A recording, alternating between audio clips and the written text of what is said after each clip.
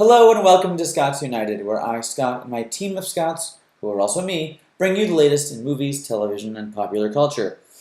Now, we have been riding a wave of television lately, and we're not quitting this week, because there's so much good stuff to talk about, and I haven't been to the movies in a while.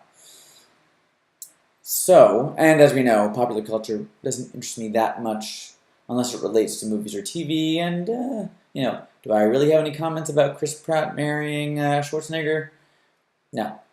So, it is Dystopia edition this week. Two shows that are really capturing a yummy serving of dystopia, more than we are already experiencing as the world is starting to burn around us and our leaders are, it's just a hellscape. So, here we are. So, let's dive into our first further extension of this hellscape and talk to Scott. We just finished the new season of Black Mirror. Yes, girl. Dish. Now, I say season, but it was 3 episodes. Still, I think all good, all with something interesting and different to offer. Sure, that's Black Mirror for you. So the first one stars Anthony Mackie, who plays Falcon in the Avengers, and it involves his relationship to his wife and also his former best friend or best friend he's lost touch with somewhat, and a video game that he and his best friend that they played together a lot when they were roommates. Don't want to say more than that. Spoiler free, y'all. Second one is about a social app, sort of like a Facebook type app, and how one person sort of responds and lashes out regarding the app in a way. Yeah, way to be vague. And the third is the one with Miley Cyrus, where she plays a pop star who is sort of promoting an alter ego, and there's a doll called the Ashley 2 that's like TOO2 as well too. And the Ashley 2 is sort of programmed with her brainwaves to kind of be like friends to girls who are fans. And things go somewhere with that. Somewhere. I mean, wow, you've got me on the edge of my seat. So yes, it's hard to do a review without talking about, what actually happens. For real. I mean, I liked the first of the 3 episodes of Black Mirror. I mean, they are playing with some interesting, tricky gender issues there, and I think doing so with a typically heteronormative, expected, masculine sort of presenting culture was a very interesting choice, and I think it was really daring, and I think for that I give Booker, who wrote all 3 of these episodes and created the show, I think he's always pushing boundaries, and I think episode 1 is pretty great. Took you a while, but I see your point. I will say, though, the second one, Andrew Scott plays the main character, the person that has a kind of a agenda about the app, and my God, what an amazing performance, what a great actor. He just played the hot priest in season 2 of Fleabag. He's on fire right now. He should be anyways.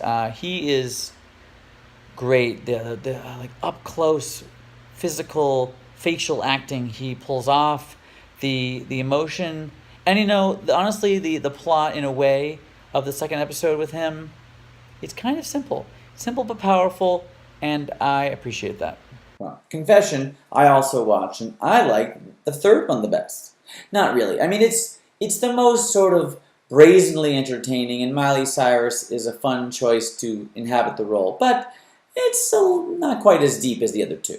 I mean, if we're talking about dystopian futures, season 3 of The Handmaid's Tale just started. 3 episodes are available. 3. Yeah, it's dystopias all around. Now, Bradley Whitford was in a small role at the very end of season 2. He is back, playing a more prominent role. I find his character interesting, and it's bringing an interesting dynamic to the show. I like his relationship and his chemistry with Elizabeth Moss, with Offred, she's of someone else now, but the point is, with June, her character and him play off each other in an interesting way, and I'm curious to see where it goes. And really, let's be honest, even Elizabeth Moss alone can just bring everything. That's true. Elizabeth Moss's her face acting is always on point, and they do some real up close stuff on that show too. Okay, so what's still good? If you've been watching the show, certainly a war is coming, and there are certainly references to that. Will this be the end of Gilead? I don't know. I mean, that's the thing with the show. Could they end? I mean, we're off book. We were off book last season. So, could Gilead fall? Potentially. Could we see the world try to figure itself out and right itself and fix the ship? Right the ship? Maybe. Maybe this season Gilead tumbles, and then next season, if there's a season 4, it would sort of be restoration, because that would also be not an easy process. Yvonne Strahovski, who plays Serena Joy, I think I got her name right just then, she is just more and more impressive after every season as it goes along. Now, we don't see Aunt Lydia till, episode 2, but always good to see Ann Dowd. American treasure. Can't get a better cast. In a world of extreme violence, one does question how this character of June has survived this long. Or at least, maybe she should have lost some fingers, some toes, an eye. I mean, we know how this show goes. If it's for the greater good of the story, and it's not so crazy that it feels like a different show. And so far, I think season 3, for me, is feeling closer to season 1, and I like that. I think it's doing a good job. And definitely still relevant, right? Certainly, there's an inherent dialogue and tension regarding gender roles and gender expectations and all of that at the heart of Handmaid's Tale. Of course, as it should be, of course it would be based off the content of the original book and the original season.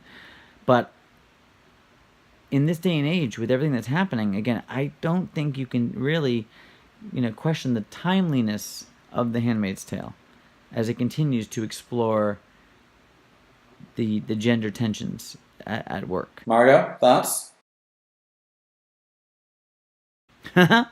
Okay, so that's it for us again this week.